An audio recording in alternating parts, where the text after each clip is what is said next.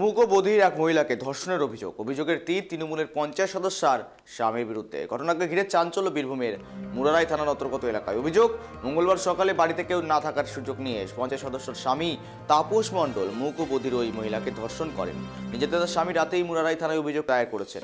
তারপর থেকে অভিযোগ প্রত্যাহারের জন্য পরিবারটিকে হুমকি দেওয়া হচ্ছে বলে অভিযোগ। ঘটনায় যথেষ্ট আতঙ্কিত নির্যাতিতার পরিবার।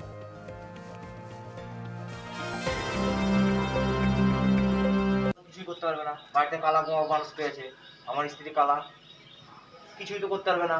এই মনে করে যা ইচ্ছা তাই করেছে বাড়িতে। আপনার স্ত্রীকে কি ধর্ষণ করা হয়েছে? ধর্ষণ করা হয়েছে বলে কি, শারীরিক যত রকম করা তত রকম করেছে। আমরা নেই বাড়িতে, আমার ছেলে নাই বাড়িতে, ফাঁকা পেয়েছে, যা ইচ্ছা তাই করেছে। কে করেছে? তাপস মণ্ডল। উনি কে?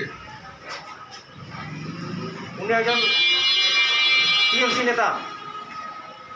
আমার বিরুদ্ধে একটা অভিযোগ আছে যে আপনার প্রতিবেশী ধর্ষণ করা হয়, কি বলবেন? না, এটা চক্রান্ত। আমার স্বামী মাঠ গেছিল, মাঠ থেকে এসে পটাশ মশা নিয়ে এসেছিল, দিয়ে এই দরজাটা দিয়ে ঢুকছিল। আর ওই মেয়েটা একটু কথাটা তোতলা টাইপের, খুব যে কালা তাও নাই। ওই মেয়েটা শর্ট সার্কিট হয়ে বলে ডাকছিল যে আমার বাড়িতে লাইন খারাপ হয়েছে, ওরা কেউ এসো বলে আমার স্বামী যায়, তো তার সঙ্গে আরো দু একটা ছেলেও যায়। দিয়ে ও লাইনে ঝাম্পারটা নামে বার হয়ে চলে আসে। ওর ওই মুহূর্তে ওর স্বামীটা ছিল না, বাড়ি ঢুকে। এটাই হচ্ছে অপরাধ। আর এটাকে ওরা চক্রান্ত করে